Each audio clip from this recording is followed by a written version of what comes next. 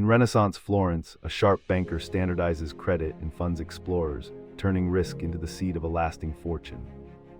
In 19th century America, a steel magnate uses vertical integration and ruthless reinvestment to forge a continental empire. A retail innovator early in the 20th century retools distribution, unlocking scale that reshapes prices and profits. A late 20th century tech founder builds a platform with powerful network effects, letting users become the engine of wealth.